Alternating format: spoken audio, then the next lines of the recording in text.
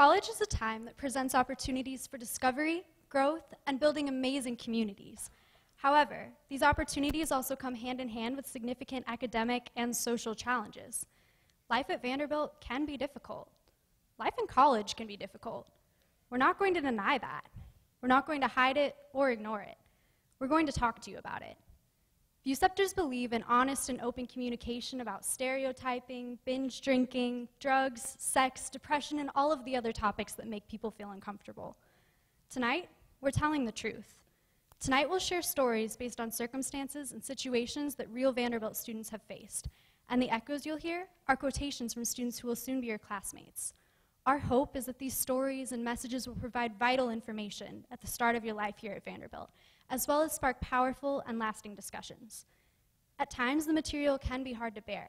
If you feel uncomfortable, there are people in the back of the auditorium you should talk to, and we encourage you to do so. For this conversation to work, we need you. We need you to participate tonight, to open your minds and embrace our stories.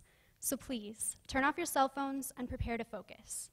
Together you, the class of 2019, and we, your VUceptors, have a responsibility to actively engage these issues, even when it may be uncomfortable, to look out for and care for one another, and to strengthen the Vanderbilt community we all share.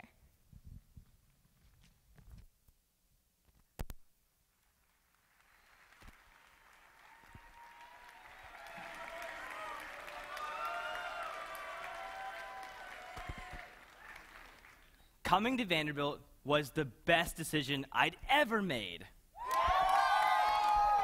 My first year was fantastic.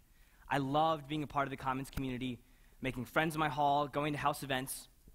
I wanted to continue that by mentoring first-year students through their transition to college, especially those who might be struggling to find their place. I wanted to help out however I could, just be there for them. So I became an RA. Now, sometimes people think RAs are just out to get you, but it's really not like that. Yes, I have to enforce the rules, and yes, I have to provide structure, but I'm also there to be supportive. Honestly, sometimes it's hard to balance being friends with my residents and doing what's best for them. Now, from day one, I knew that Rob would be an awesome resident. He always came to all the floor meetings, all the house events, and everyone loved him. We were quickly becoming friends. Rob had even announced that he was running for House President, and some of the guys in his hall were thinking of ideas for his campaign. Now, I knew that he would be a great candidate, and I was really excited to see him get involved on campus. Now, one Friday night, I came back to my hall after dinner when I heard a lot of music coming from one of the rooms, Rob's room. I saw a couple people coming in and out, and I heard a lot of voices. Now, I wasn't sure that there was a party going on, but I had enough reason to suspect a policy violation, such as underage drinking. So I had to check it out. It's my duty as an RA. When I knocked on the door, the room immediately went quiet and the music stopped. I could hear people scrambling to right the room with hushed whispers. Rob finally opened the door, and I asked him what was going on. He said, behind him I saw a bunch of empty beer cans piled up in the trash can, and I saw a group of students who looked like they'd been drinking. Rob admitted that there was a party going on, but he looked worried. I told Rob and I told everyone that I had to fill out an incident report. Now, I didn't want to get them in trouble, but having and consuming alcohol under the age of 21 is a violation of university policy. So I called the RA on duty and we filled out the reports. We got everyone's commenter cards, we got their information, but most importantly, we made sure that everyone was okay. Rob looked really down. Hey man, I feel really bad about breaking the rules. Thanks, but look, no judgment here. It's just my job. Honestly, you put me in a really tough situation. You know that you're responsible for everything that happens in your room, and as the host of the party, you'll be held accountable. You'll have a follow-up meeting tomorrow with our area coordinator to discuss the violation, and you should be expecting an email from the Office of Student Accountability. Rob, you could be placed on probation. Students on probation can't join fraternities, can't join sororities, can't study abroad, and also can't serve in most leadership positions, like House President. It also stays on your record for 7 years after graduation. I was really shaken up. I'd never imagined I'd start off my time at Vandy on such a bad note. And to top it off, I got all my friends in trouble, too. It'll be okay. We all make mistakes, but if you focus on making smarter decisions in the future and promoting community with the guys in the hall, they'll all follow along. Reporting violations can result in some residents being upset with me, but university and policy ensures that everyone stays safe. It's my role as an RA to promote wellness, safety, and community with the guys on my hall individually and collectively. And it's important for all of us to realize, just like Rob, that we're responsible for our actions, and sometimes the consequences can be serious. It's important to me, as an RA, that my residents know that I'm here to help them, not out to get them.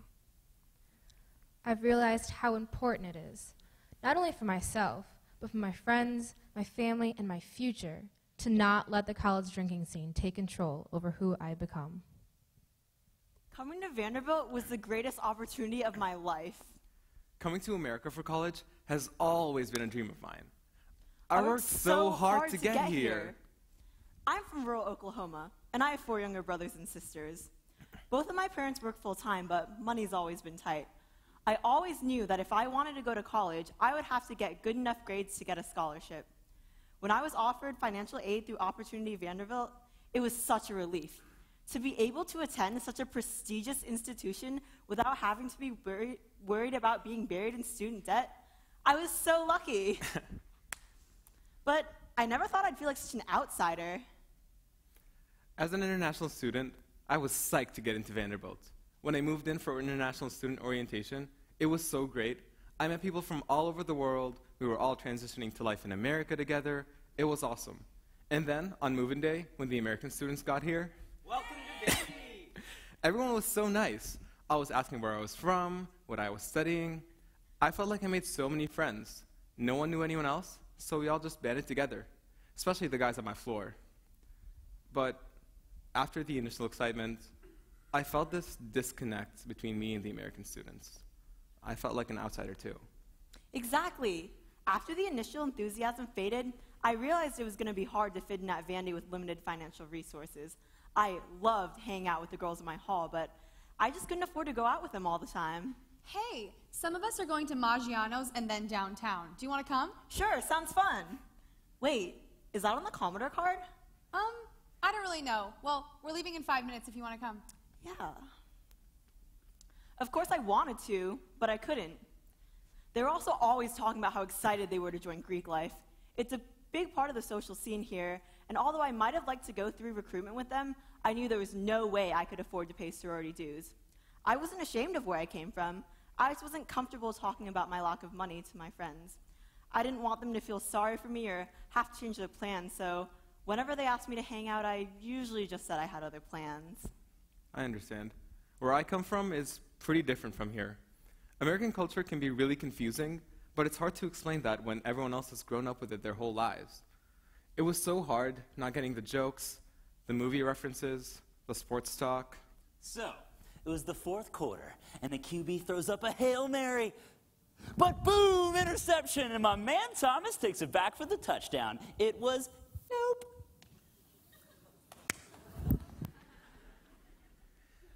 Asking for an explanation can be pretty awkward, and I didn't want to look dumb.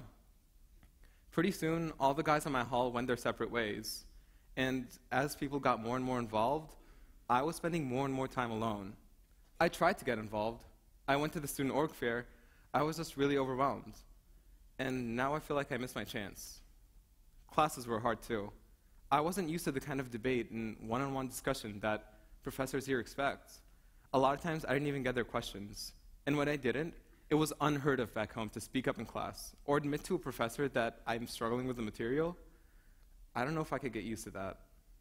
Getting used to my new schedule was really hard, especially when I started working 15 hours a week for my work-study job. Between that and my classes, I hardly had time to join student organizations or hang out with my friends. I was stressed out all the time, and I started to think that coming to Vandy was the wrong choice for me. I started to think that coming to America to college was also the wrong choice for me.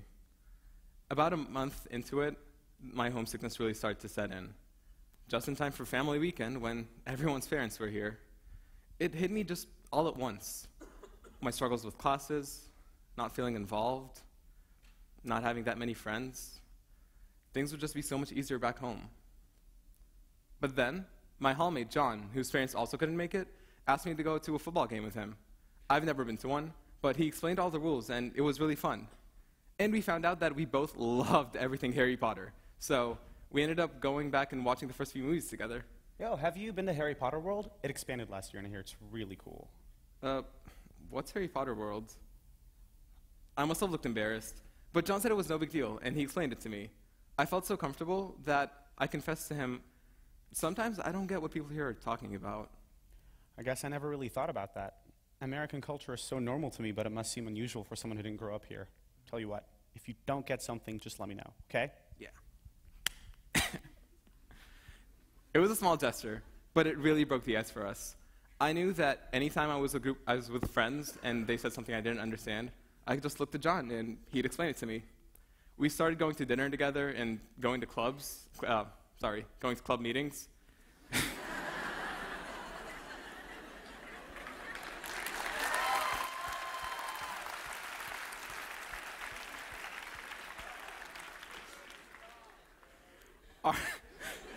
Our friendship really renewed my faith in the American college experience. Things started to look up for me when I decided to open up to my roommate, Megan. One day she confronted me about hanging out with her and the girls in our hall, and I decided to tell her the truth. I really can't afford to go out with you guys all the time. I'm here on financial aid. Oh, well, you should have just told me. Look, I'll see if the girls want to go get sushi. It's on the card. Please? Sure. Suddenly I felt so silly for being embarrassed to talk to Megan before. She's always been great, and it was so sweet of her to work to include me in their plans. And although my financial situation isn't something I want to talk about, it's been such a relief to have someone there just to confide in.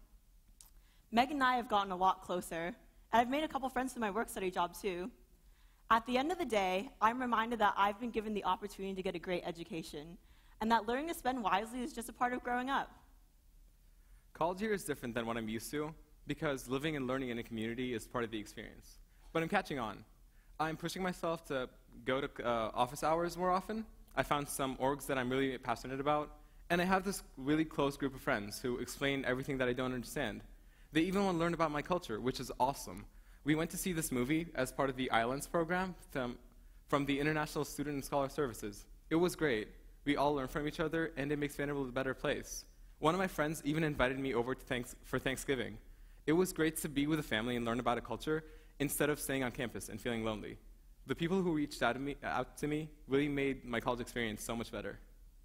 It can be hard to feel like an outsider. But when we appreciate our differences, we can make this a more inclusive Vanderbilt for everyone.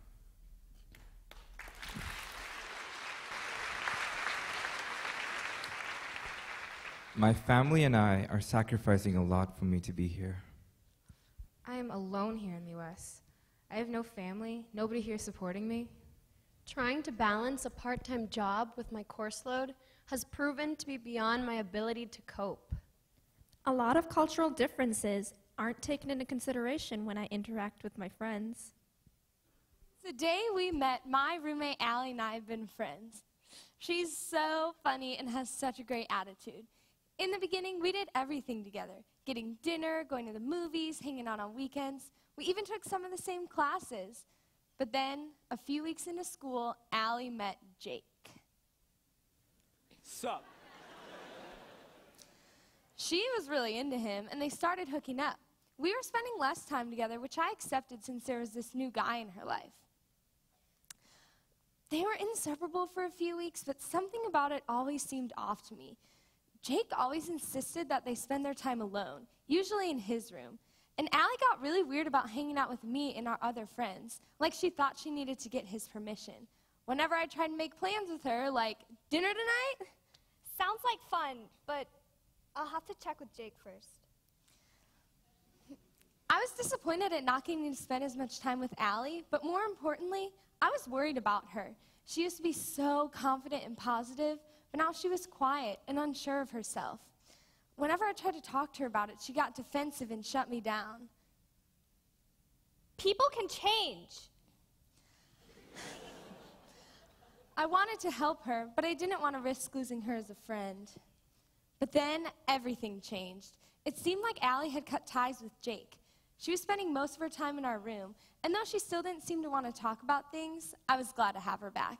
After about a week, though, I had to ask her what happened. Allie confessed that Jake had started off being sweet to her, but had become very controlling.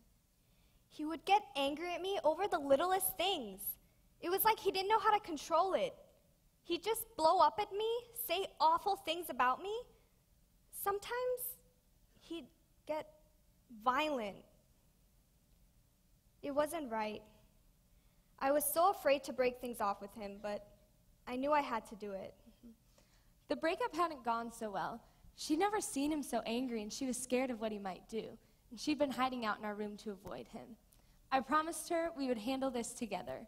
Slowly, Allie and I worked on getting back to the way we used to be, getting dinner together, hanging out outside of class. I really wanted to be there for her, to make sure she knew she wasn't alone. But Jake wouldn't leave her alone. Allie, I'm sorry. Allie, I need you. Oh my goodness. Allie, I don't want to live without you. Jake, stop! We're over! Stop texting me. I don't want to see you. But he didn't stop. Sometimes he'd call in the middle of the night. She ignored him, but he was persistent. He even threatened to post a picture she'd sent him one night in a GroupMe of all his friends, figuring she would do anything to keep it from getting out. Neither of us knew what to do, and things continued to get worse. She'd get out of class, and he'd be there, standing right outside the door.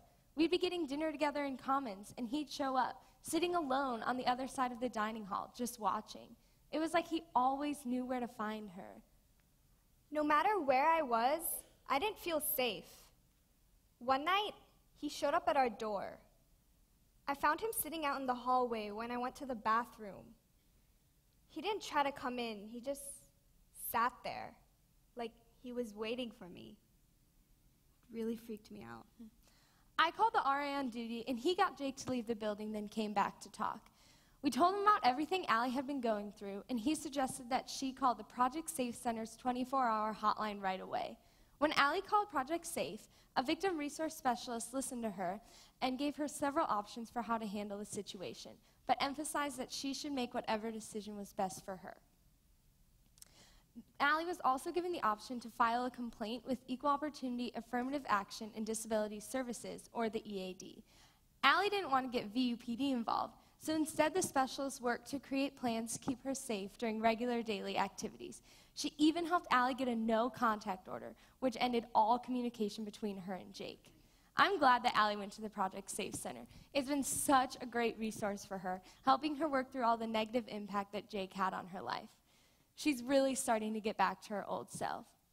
Through this whole experience, Allie and I learned that it's important to realize when a situation is too big for us to handle alone. We need to work together and take care of each other so that everyone can feel safe at Vanderbilt.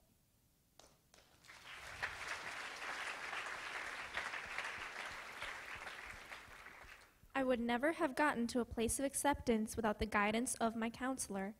We are not meant to handle life's disappointments alone, and it is never a weakness to ask for help. I came to Vanderbilt with high expectations. I couldn't wait to meet my classmates and professors and really establish myself on campus. I knew this could be done by making new friends, maybe joining a fraternity, or getting involved with any of the other clubs that we have on campus. But for me, it all just felt a little more complicated. I'm gay, and although I hadn't come out to my friends or family back home, I felt that college could provide me the perfect opportunity to really embrace this aspect of my identity. Little did I know that some of my peers would make that so difficult, though. I was walking through Rand during the busy lunchtime rush one day when I first heard it. Hey man, looking good. No homo. Really? I thought this kind of language would end with high school.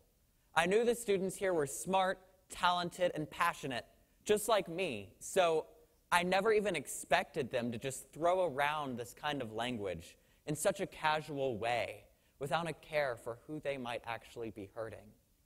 But I kept hearing these words: gay, homo, fag.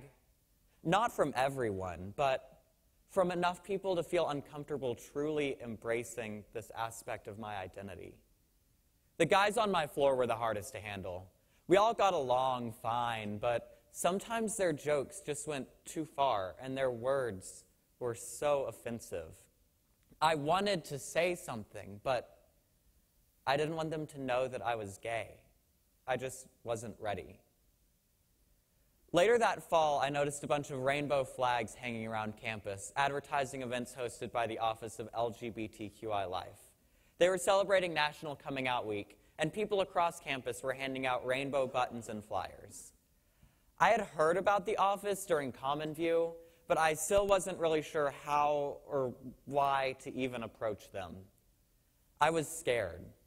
Scared someone might see me. Scared they would tell me what to do. Scared that I would say something wrong. But I knew that my growing feelings of frustration and isolation were getting out of hand.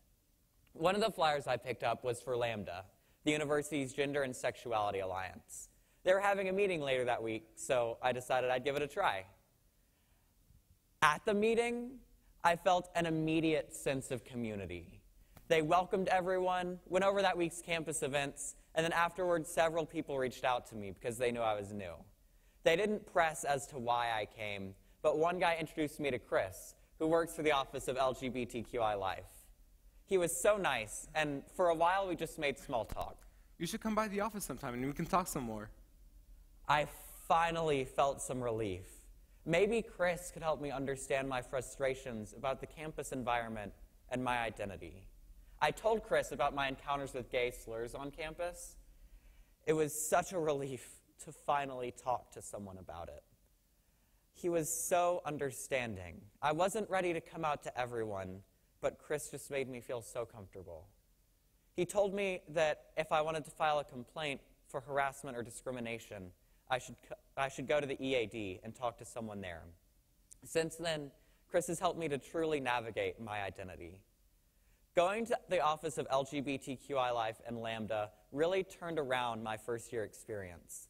The fellowship I found there helped me realize that I'm not alone in my feelings of frustration and confusion towards the lack of sensitivity and understanding among some students on this campus. Language is so important, whether about race, gender, or sexuality.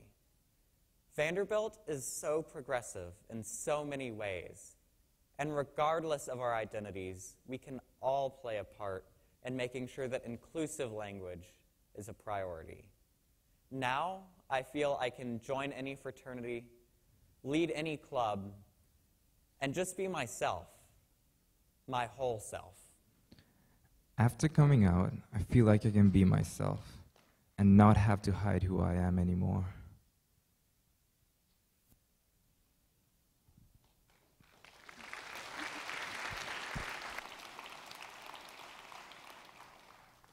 Courtney and I met on move-in day, and I knew immediately that we would be friends. She was so cool, and we totally bonded over our addiction to Grey's Anatomy and Scandal. We continued to hang out, and we even joined the same service organization.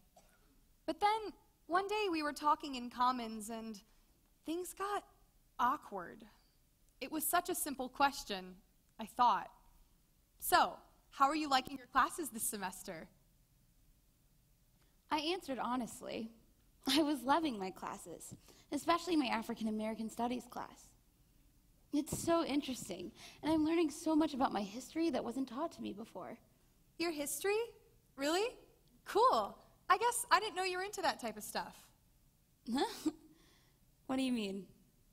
Well, like, you're not really black. I mean, like, black. You're probably the whitest black person I know. Excuse me? Oh, man. This is bad. I didn't mean to offend Courtney. She's so cool. She just isn't like other black people I know. She's different. We have so much in common. I was just trying to talk about classes. I thought I was giving her a compliment. Really, the last thing I wanted to do was hurt her feelings. I guess I haven't had much experience being around people who aren't like me, and I don't really know how to talk about these things. I wish I could take it back. Did she really just say that? I can't believe that this is happening at Vanderbilt. There's supposed to be like diversity and the celebration of differences. And I really liked Katie. But it's just the same. She just doesn't get it. Sometimes I feel like nobody gets it. And I feel so alone. It's like I'm either totally invisible to people, or they have this one picture of what I should be like, and if I don't perform the way I'm expected to, I get shut out. It's so hard to feel like I can just be me. I swear, it feels like you can't talk about anything these days. I mean, race is basically off the table, but so is class, politics, religion, and ability. I mean, almost everything you say is practically bound to offend someone. It's like you say something, and then there's this invisible line, and you've crossed it, and the whole thing blows up in your face. I don't understand why everyone has to take everything so personally. I was just trying to have a conversation about classes. Sometimes it feels like people are just waiting for me to slip up and say the wrong thing so that they can be angry. It's not my fault. I'm white and privileged. You know, I try so hard to ignore the things that make us different, but I guess I'm starting to realize that not everyone thinks that's a good thing. But how can I learn how to talk about these things if whatever I say could hurt the other person? I know she probably didn't mean to intend to hurt me, but she did, and she insulted me. Doesn't she realize that by saying she doesn't see me as black, she's insinuating that all black people are the same, that we talk a certain way, that we dress a certain way, or that we think a certain way? Newsflash, we don't. Look, I'm not trying to come across as angry right now, but I feel hurt, and I don't think I should have to make excuses for her behavior or apologize for feeling the way that I do. Sometimes I feel like people throw around the words diversity and accepting differences to give off the impressions to others that they're open to breaking down the walls between us, when they're really not open to talking about what makes us different at all. We're taking steps in the right direction with multicultural and interfaith programming, and I know that I have resources and support in the AAD and Dean of Students office. And Hidden Doors is a student-run organization involved at addressing these issues. But in order for a cultural shift to happen, we all have to commit. I don't want to be defined by stereotypes, and I'm sick of people telling me that they don't see the color of my skin because they don't want to acknowledge that they could like me for me as an individual, that my heritage and my culture are a part of who I am, but they're not the whole picture. If we truly want to make Vanderbilt an inclusive community, we have to be willing to talk about our differences and step outside our comfort zones. We can't let isolating and excluding comments like that be okay anymore. We need to talk to each other, even if it's uncomfortable. We need to work together to make Vanderbilt a place where everyone feels welcome. Where everyone feels respected. Where everyone feels they have a voice. There is an us versus them mentality on this campus. It's not a violent one, not very charged, but it's there. I feel like people are projecting their values and expectations of my ethnicity onto me. Only talking to people of similar backgrounds kind of defeats the purpose of attending an elite institution.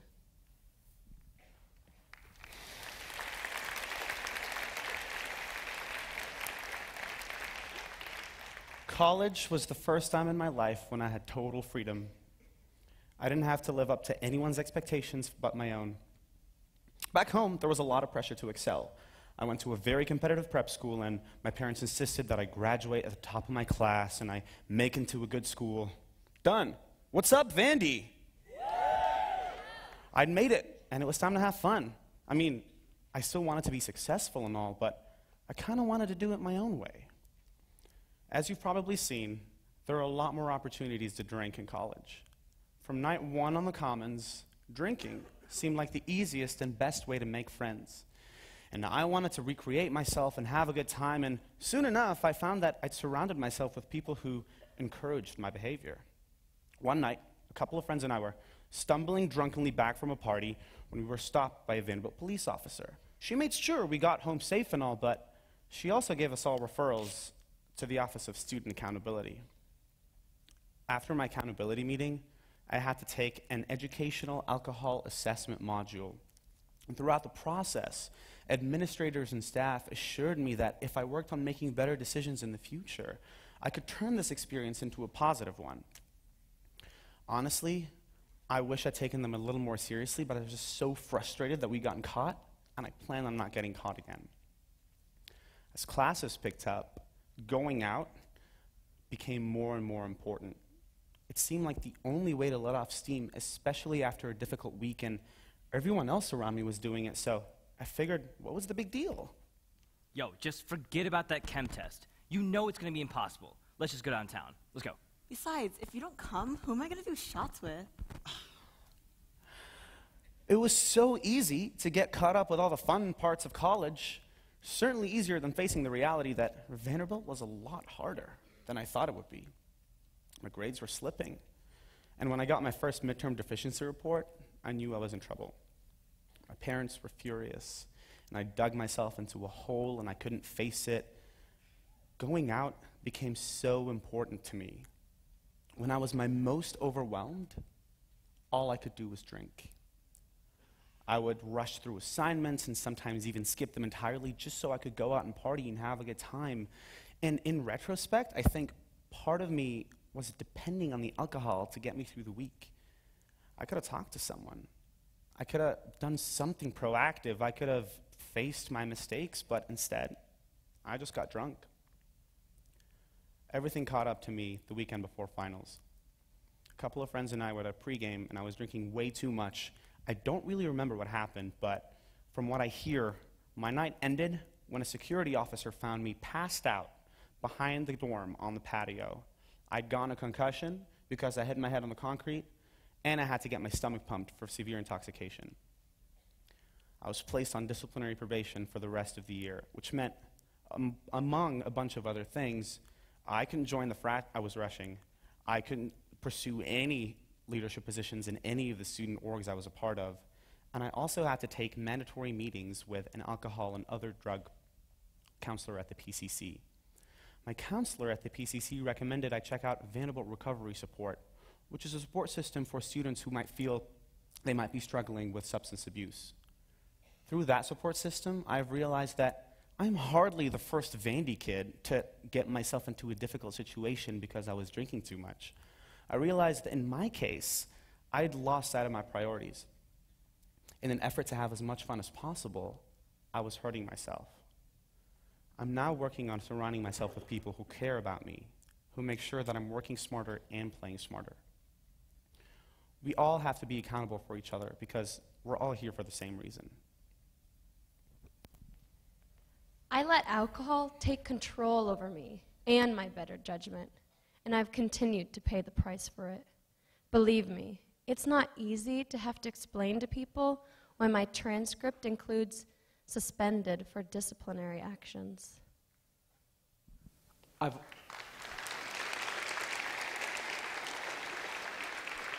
always been known for being a calm, put-together, friendly person. I was excited to make friends and get involved at Vanderbilt, yet, just like anybody else, my transition wasn't totally easy. I was a junior in high school when I was diagnosed with depression. I was feeling tired and down, didn't enjoy spending time with my friends or hang out with my family, and didn't even enjoy doing some of my favorite activities like running and reading. Now, high school was a struggle, but I made it through by talking with a counselor. And while I knew that the therapy was helping me cope, I didn't want it to define my life at college. My first few weeks at Vanderbilt were so exciting, and I didn't think that I needed to seek out another counselor. I felt really happy. I thought I could just leave my depression behind when I got to college. But as I put a lot of pressure on myself to make good grades and stay involved in a few new clubs, the weeks went by and I felt like I just couldn't keep up.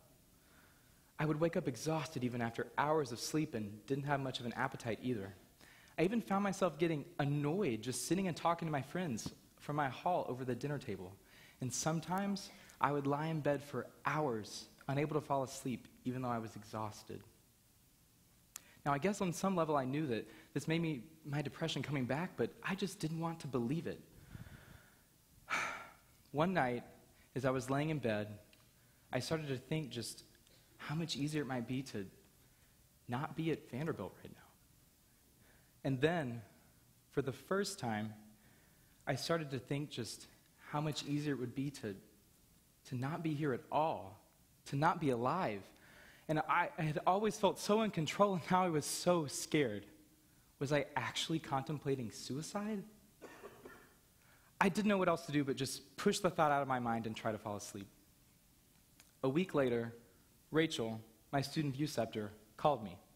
Hey, do you want to grab lunch or coffee?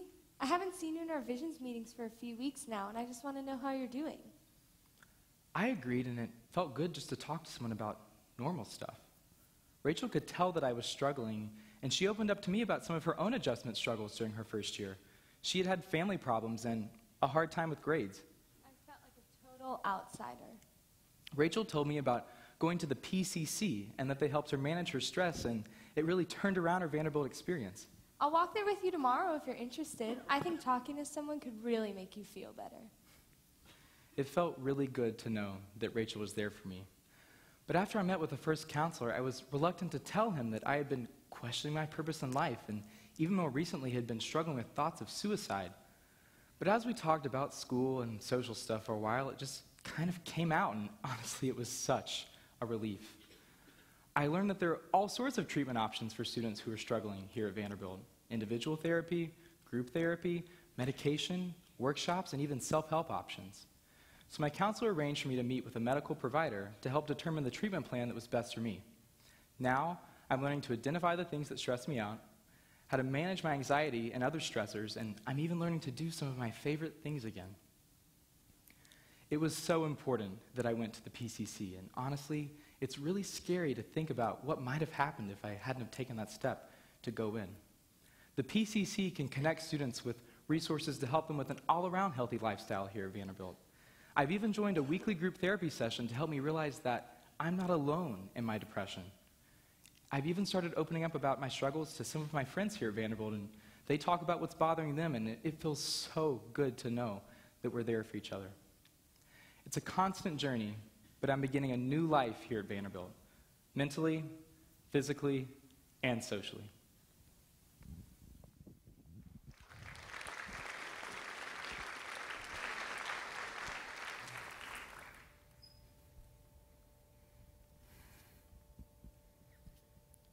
I started struggling with body image issues in high school. My mom always emphasized the importance of eating well, exercising regularly, and maintaining a healthy weight. Because I ran track, I'd always been fairly thin and athletic. As I grew up, I started filling out, which is completely normal, but it really freaked me out. That's when my desire to be healthy became an obsession with being thin. I began to diet like crazy and was convinced success and happiness was dependent on staying thin. Losing weight made me feel better about myself for a while, but it was never enough. I never liked what I saw in the mirror. It was the start of a vicious cycle, but with my parents watching over me, my weight loss didn't get out of hand. Then, I came to Vanderbilt. It didn't take me long to realize that I had total freedom here. There was no one around to notice if I skipped meals, and now that I didn't have track practice every day, I was terrified I'd start putting on weight. I was determined not to let that happen. Everywhere I looked, I saw successful, attractive people, and I just had to keep up. As for me, eating and exercise were never really anything I thought about until I came to Vandy. Shortly after move-in day, I started to feel out of place. Seeing all of these beautiful, fit, athletic people made me feel for the first time that maybe I wasn't living up to my potential. I became friends with a few guys on my hall who made a habit of going to the rec center to lift weights. I decided I'd tag along at first, even though they gave me a little bit of crap. Come on, man, you really gotta get your act together. I'm never gonna get any action looking all scrawny like that. Leave him alone. Little guys make good wingmen. It was friendly joking, but under the surface, there was something really competitive about it. I began to take it to heart. I wasn't seeing many results from my afternoon routine, so I decided I'd go in the mornings too before classes. I figured if I shed some fat, I'd be able to see the muscle I was building, so I cut the calories and upped the protein. Seemed normal enough. All these guys had bonded so much over lifting, and I wanted to look good too. Within a few weeks, I was hardly eating anything. At first, it was about feeling better about how I looked, but it didn't take long for things to get out of hand. As classes got harder and my schedule filled up, let's just say it can get really stressful here. I guess I felt like my body was the one thing I had the power to control. It seemed like I was always looking for ways to burn more calories or lose another pound. By Thanksgiving, I lost a lot of weight, and my mom noticed. Honey, the clothes that we bought you for school are hanging off of you. And you look so tired. Is everything okay? Mom, I'm fine. Are you sure you're eating enough? The Commons has so many food options. Mom, seriously, I said I'm fine. Everyone changes in college. Stop worrying so much. And she let it go. I should have listened, but I resented her for interfering. After a month, I was noticing a drastic difference. I could keep up with the guys on the bench, and I started to see some real physical effects. All right, man. Looking good. But all of these workouts were starting to get in the way of my schoolwork. I wanted to be a part of this group so bad, and this was my way in. Then I got my midterm deficiency report. I had to meet with the dean to talk about why I was doing so poorly, and I figured that maybe my priorities were a little bit off. I was really torn.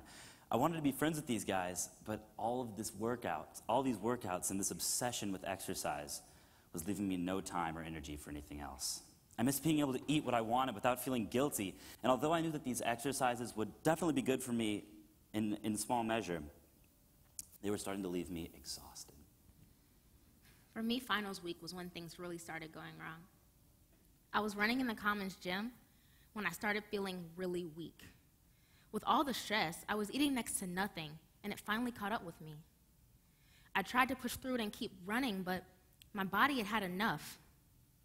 I collapsed on the floor of the gym and was rushed to the emergency room. When I woke up, the doctors told me my body was malnourished, and fainting was its way of conserving energy. I was really underweight, and they figured I was struggling with the eating disorder. They said the first thing I needed to do was concentrate on stabilizing my physical condition. They connected me with a doctor of student health to help me start the physical healing process. My doctor of student health told me that losing weight so quickly could kill me if I didn't get help. I was really scared. I continued to meet with her regularly, and on her suggestion, I met with a counselor at the PCC and even joined a support group for people struggling with eating disorders. It felt so good to know I wasn't alone in this. My counselor also suggested that I include my family in the healing process. She sat with me while I called my mom and explained to her what was going on. My mom ended up coming to stay down in Nashville for a few weeks and has been really supportive and encouraging throughout this whole process. A few months ago, I reached a healthy weight for the first time since coming to Vanderbilt. It's been a long and difficult struggle to deal with this illness. There are days when it's hard to be happy with myself, and others when I feel like I've lost control. But I'm working hard to stay healthy, both mentally and physically. I finally decided that I should go meet with a nutritionist at Student Health too, to confront my problems. He said he'd seen this a lot before at Vanderbilt, and he called it disordered eating. Now, it's different from an eating disorder because it's not about control, just about looking good. But, as was the case with me, it can definitely get in the way of your everyday activities and lead to serious health issues.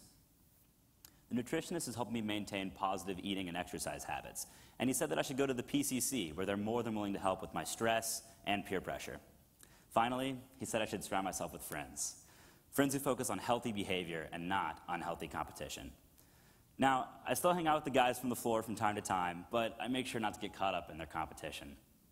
With the help of some new friends, I'm working to develop positive eating and exercise habits that don't get in the way of my schoolwork.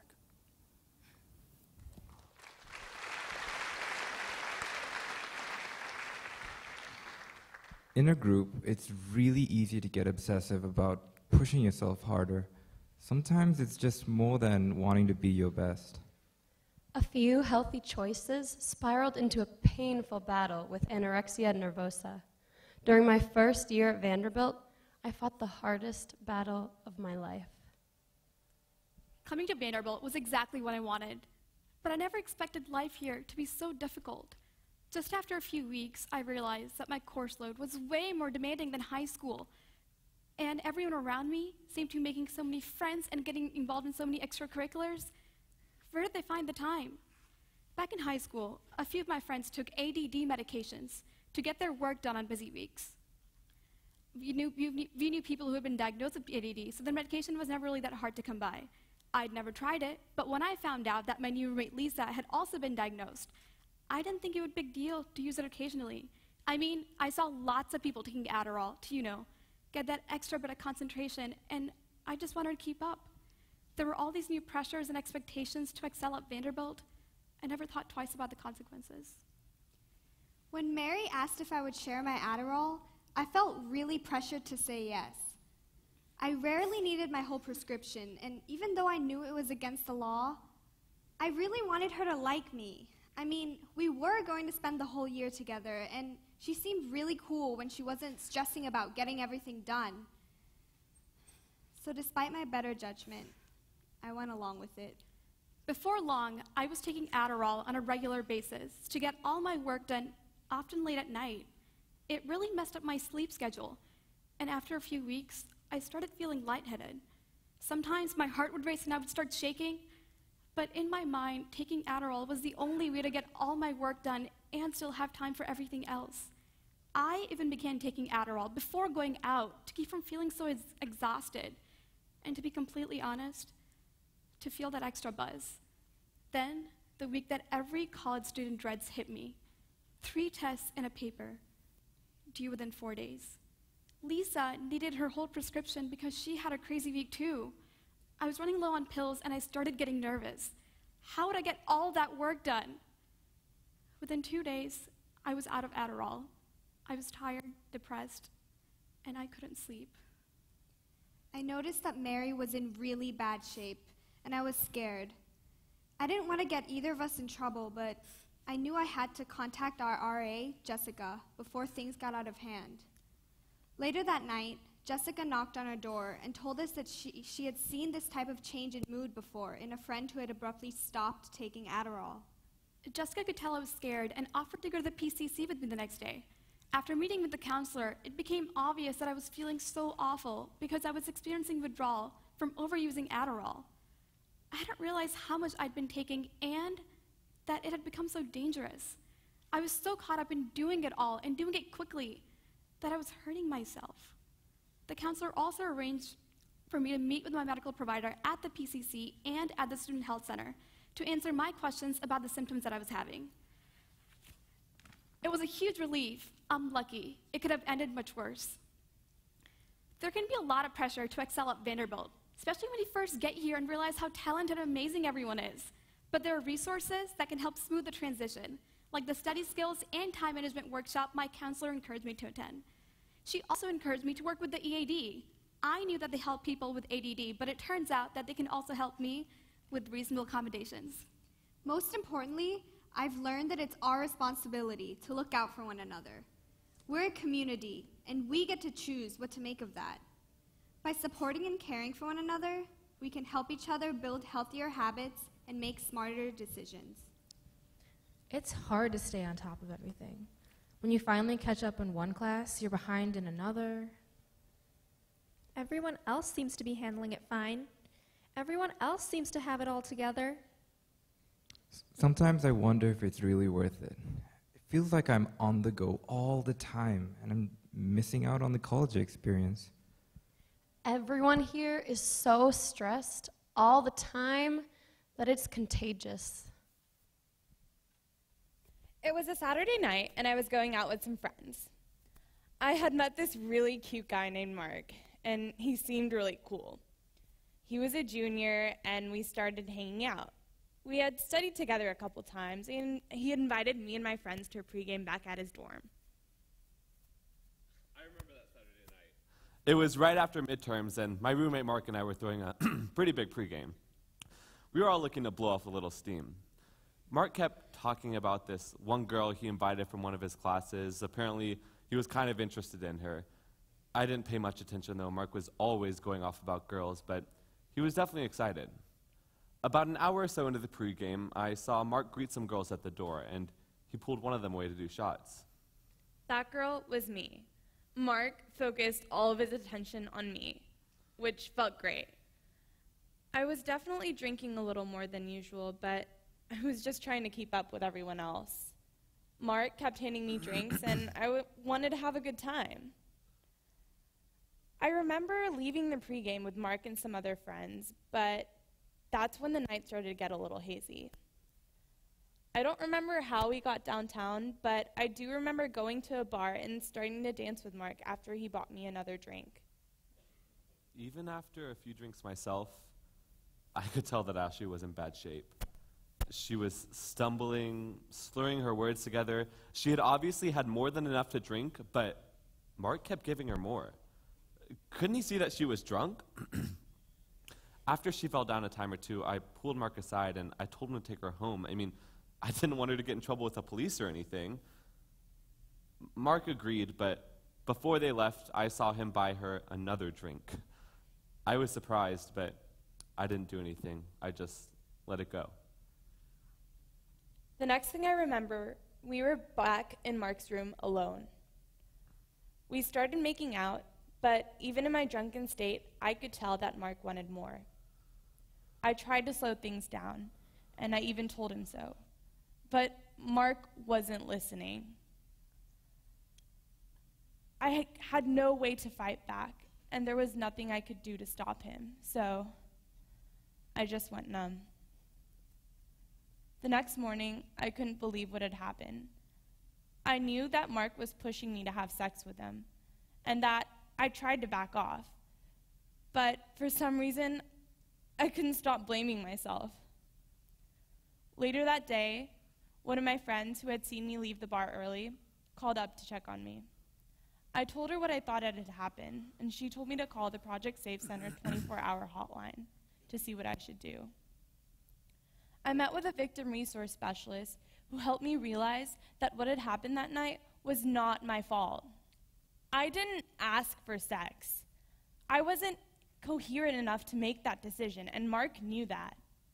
Through the Project Safe Center, I learned that the responsibility of obtaining consent is on the person who wants to have sex when there is any uncertainty. And my level of intoxication that night made me incapable of giving that consent. Mark took advantage of my vulnerable position and violated the law, the university policy, and me. Even after I was able to stop blaming myself, things were still really rough. I couldn't concentrate in class, I had trouble sleeping at night, and I felt so alone. The victim resource specialist I had been working with referred me to someone at the PCC that I could talk to. She also told me that she had to report the incident to the Title IX coordinator, and the EAD would reach out to help and see if I wanted to file a complaint. Mark kept bragging about making it with Ashley, and I felt so guilty. It was hard for me to stay friends with him. I should have done something to stop him. I should have taken Ashley home myself, but I didn't. And now I have to live with knowing that I could have stopped Mark from raping her. That's why I checked out Green Dot, a campus program that promotes bystander intervention. Mark's behavior that night was indicative of a red dot situation, one where coercion or force is used to gain power or control over someone else. Through Green Dot, I learned to identify how and when I should step in on someone else's behalf. I know now that if something doesn't feel right, I need to do everything that I can to stop it. As for Mark, Ashley decided to file a complaint, and he is now under university investigation, possibly facing suspension or expulsion. I'm glad that Ashley doesn't want to hide what happened, and I told her that if she needs me to speak up about what I saw that night, I will. As a community, We are all responsible for looking out for and protecting each other. I'll never forget that.